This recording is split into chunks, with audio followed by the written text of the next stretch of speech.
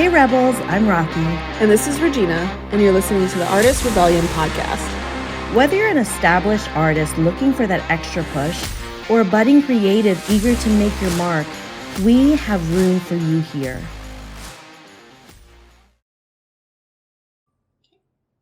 It begins. What a great topic for what we are talking about today. So, right now, episode 1, we're looking at the topic of just starting. Why are we starting with this topic, Regina? Well, let us just say we have had a interesting adventure of just getting started. We had a flood when we walked into our Airbnb, which we rented because it's aesthetically pleasing, and we thought it would be a great backdrop for our recording sessions. We have ran into all of the technical difficulties. When I tell you that our microphones won't work, our cords won't work, our background noise is adventurous because there's construction all around us. What else could actually be like detouring us from actually getting started is maybe like a hurricane. Like I think you talk too much, Regina. I think we're going to not approach what else could go wrong. Yeah, okay, yeah. I'm taking that back. Because Regina has been quite prophetic in the last couple of days. So we're going to just tiptoe back out of that. We're not gonna mention any disasters. Other options that can intrude upon this incredible time with you. So what I think is really important as artists, as creatives, is that for some people, starting is really hard. Some people, it's finishing. But the starting is often grounded in fear. And that can lead to procrastination. Oh, 100%. On both ends. On both ends. And finishing. Mm-hmm. And the fear of what could happen when you do or you don't. Exactly. And also starting, especially if you're doing something completely new. Which, hello, this is completely new. Can be scary. And so much can get in your way. So much can present itself as an obstacle or as an excuse or as something that is showing you can't. Or you shouldn't. Or you shouldn't. And then you start to question your own sanity of like, what the hell am I actually doing here? I was wrong to think that I should start this or I should finish this or whatever. And I call bullshit. Yes. I call bullshit because you had an idea. And if there is a desire in you, mm-hmm. It is self-neglect to not pursue it.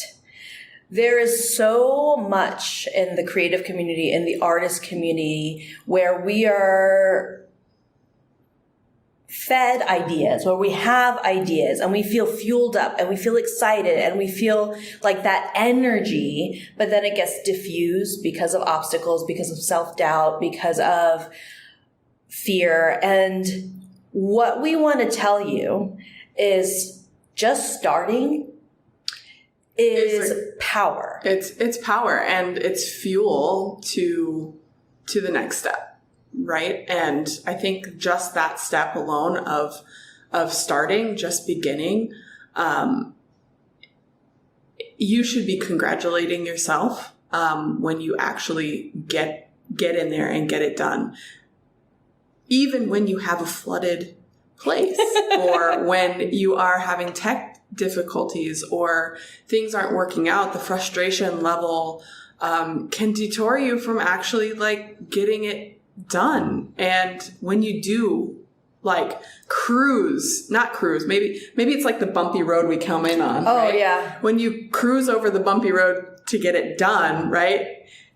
You should be congratulating yourself and being like, you know what? I started this. Yeah. I had the desire and I went through the bumpy road, which is an actual thing, to get here physically. And we might have to post that in the bloopers.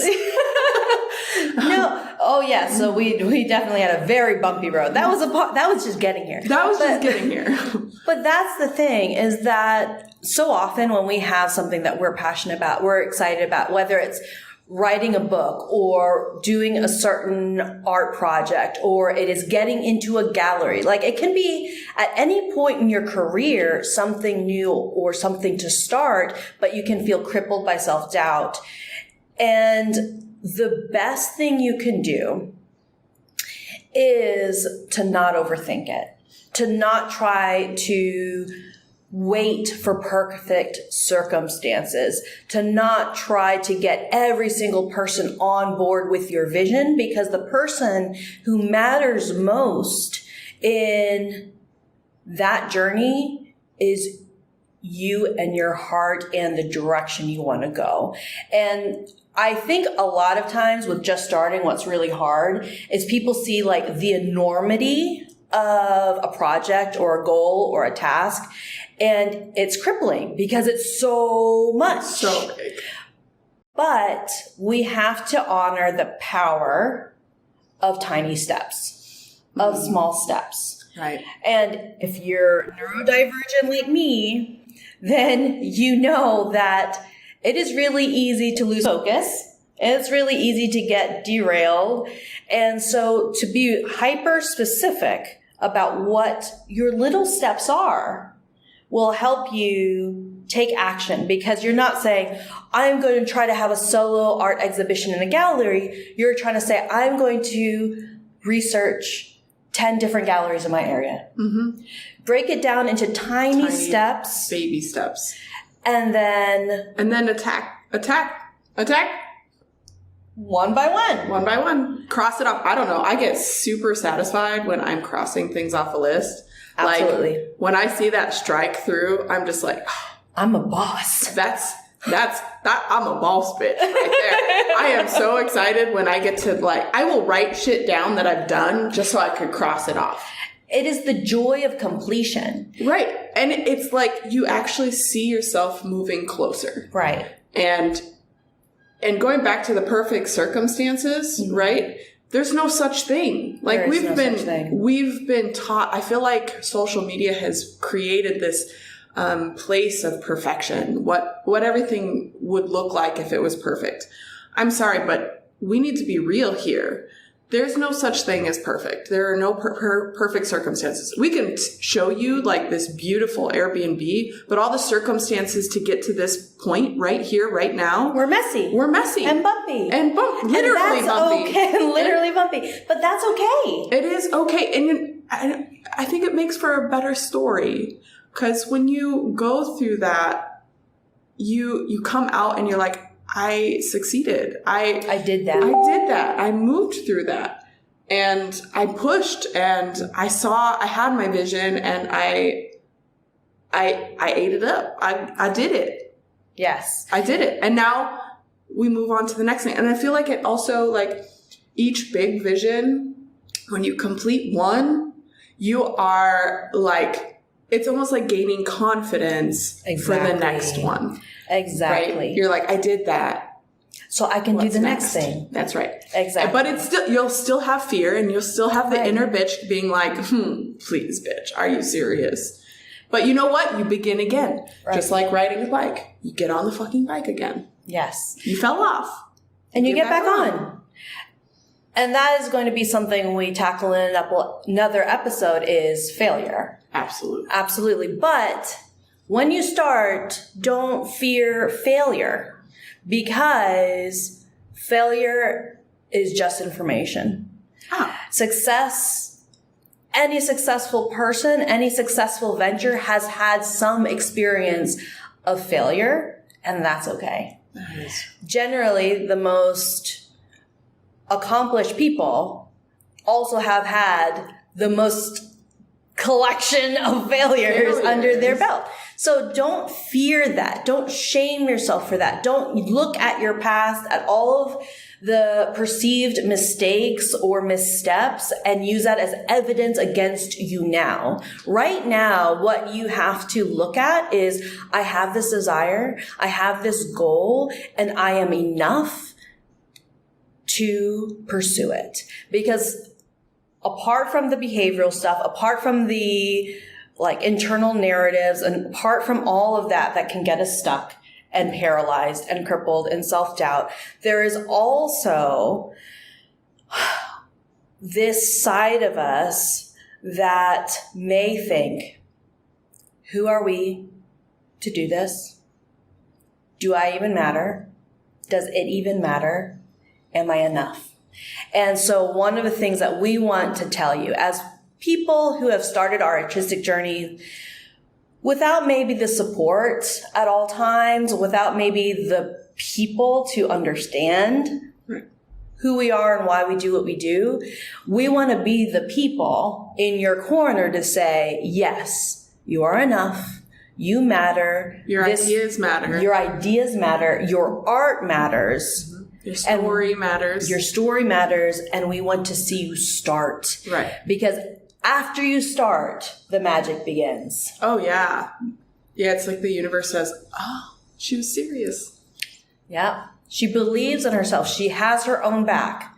Yep. And so and then we're all going to rally behind you. Yeah. Yeah. The more evidence that you can collect that you can do this, the stronger you're going to feel, the more confident you're going to feel, just like Regina was saying. And some tools for that are, in terms of starting, things that I do. Because I no matter what I'm doing, something new, I can get crippled with self-doubt, with procrastination, with anxiety. So things that I have to do for myself is I have to make a list of very, very, very, very specific tasks that will lead to, even if it's too overwhelming to like list them all out for the entirety of the project, I list them out for the very first part of the project. Right. The very initial steps that would need to be done in order to move to the next like milestone. Mm-hmm. Yeah, exactly. And then I do Mel Robbins' trick, where if you haven't heard of it before, it is when you're about to start something. Like say your alarm goes off and you want to hit snooze, or say you're about to start a project, but then you're about to go do the dishes instead. Or you find yourself doing the dishes. Or you find yourself doing the dishes. What you do is you count down. 5, 4, 3, 2, 1. And you immediately act on the task. And what it's doing is that it's requiring you to focus on the countdown. And then it is not allowing your brain the space to overthink it. So 5, 4, 3, 2, 1, clicking record. 5, 4, 3, 2, 1, open the document. 5, 4, 3, 2, 1, put the paint on the canvas. It's this activation exercise, essentially. And it's intention. Like yes. There's intention behind that 5, 4, 3, 2, that countdown. It's like a hyper focus. It's almost yes. like taking like a magic pill. Yeah. Mm-hmm. Like, hey, this is it. This is the focus zone. And this is the countdown to the rocket launch. Right. Yeah. I love that. That's a great analogy. Not analogy, but mm-hmm. It's a great exercise to get you moving. Mm-hmm. Yeah. Get you putting your energy in that space. And I don't know how many times I've found myself doing the dishes or putting the laundry, switching the laundry or whatever. And I'm like, I was supposed to be doing something. What was it? Yeah. But Regina and I talked about timers. Oh, I love timers. Timers are great. Yes. I have a little block that I found on Amazon, and you just set the timer. You put its face up on the like how many minutes you want, and I work great in like 30 to 60 minute blocks, and then I'm like focus. Yes. Yeah. For me, I do shorter blocks because this is another thing about just starting. I like your croissant. Oh, that was a good one. I'll do that. I'll talk about that next. Reward systems when you about to start something. But for me, and this is another thing, is you experiment with different ways of creating, and then you see what fits you. A lot of my friends work really well with the 30 to 60 minute block. For me, because My brain is glorious chaos that is always just wanting to go in different directions. I find that for the just starting, anywhere from 5 minutes to 20 minutes is my sweet spot, because I can't make an excuse in a day and say, I don't have 5 minutes. I can't say that, like, there is no way in the entirety of my day that I cannot make time for this 5 minutes. And that's where the small habits come in. And the small steps. Because your small step, especially if you're really, really stuck, is to say, I'm going to write my first sentence. Oh my God, the first sentence. Even any sentence. Right.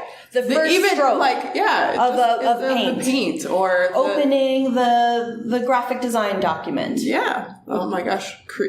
Just any kind of movement, creation, whatever that is, writing the first line, even writing your freaking name, man. It's like, it gets you. Hey, blank title by Rocky Callan, or, whatever. It's just that first step. It's the first step. And to know that that sentence matters, you can write 100 words a day and get somewhere. Mm-hmm. And often what happens when the habit or when the task is so tiny, and it almost can feel like laughable that it's so tiny, you feel less fearful of doing it, but then momentum takes over. Mm. And then it's like, oh, another sentence, that was 500 words. And why I like my little tiny sprints is my 5 minutes. I'm like, okay, I'm going to see what I can do in 5 minutes. I get to the 5 minutes, like, oh, I have another 5 minutes in me. 5 more minutes. And that I can see, literally, because I'm a writer, I can see how many words I produced the first 5 minutes, how many more words I produce in the next 5 minutes. And it's almost like a game with myself. So when you start, keep it small. Know that those small steps lead you places. Yeah. And just start. Because when you start... Oh, the magic happens. That's where the magic happens. When you start, you move towards that vision for yourself. Whatever that vision is, you move towards it's like that inner thread that's pulling you in a direction that you desire. And you know what it is, but when you put the step in, it's like it ignites, it lights up, and your whole body responds to the baby steps that you're putting in. And when you don't ignore that thread or that pull, that's where I think the universe kind of conspires to make it happen for you. It's like, oh, we're in a partnership now, and we're gonna give you all the evidence that you need. Just keep putting in those little baby steps. Little baby steps. And the thing is that the more that you learn to trust yourself, that you can take those baby steps, they're going to lead to leaps. Mm-hmm. And also, as you move, you inspire others to move with you. And there's nothing more beautiful than to rise and create and grow in community. So having peers around you that I feel like being a creative can be such an isolating experience. And so when you put in that little bit of work, you inspire others to do the same. Yes. And I think that was part of our mission here is like, absolutely, we want to see you guys rise. We want to see the magic. We need magic. We need your story. We are fueled by it. Oh man. When I look around, it's just so profound watching artists be artists, mm-hmm. storytellers be storytellers. And when you deny that magic, you deny the rest of us seeing it, right? You deny us being able to revel in your magic, in your unique breath. And that, I would cry. Like, it makes me want to cry just thinking about something not coming to fruition because someone was scared or someone was it was like too big of a mountain to climb. But you're looking at the mountain, you're not looking at the path in front of you. Like just the little baby steps that you needed. That's it. That's all you have to do. And before you know it, you've climbed the mountain 4 times. Yeah. Right? It's just the little baby steps to move you forward. That's it. Don't deny the world your magic. Begin. Just begin. Just start. You will find that you'll scrape your knee, and that's okay. You get up and you do it anyway. Because I want to see it. She wants to see it. Your peers want to see it. We want to revel in your magic. And don't deny us, bitch. Seriously. Exactly. Don't deny us. Like, I need it. We need it. We need it. The world needs it. Yeah. We need it. Oh, just my heart. I just need it. It's a pitter patter. I know. I almost cried. I'm like, please don't take away the magic. We need you. We need you. So, with that said, don't deny us your magic. Yeah. And we would love if you would share what project you're starting. Yeah, what project you're starting. We want to cheer you on. We want to like see what you're up to. I want to see your magic. Tell us what you're working on, or tell us what you're too scared to do until now. Until right now. Yeah. Take your first step. We're cheering you on. Yeah, we are. Thank you for listening to the Artist Rebellion podcast. Remember, be brave, stay rebellious, and we'll catch you next week. Okay, let's riff for a second. We're riffing. It's recording. We are riffing. Oh, good. Well, you fucking camera finally working. Thank you. Mwah.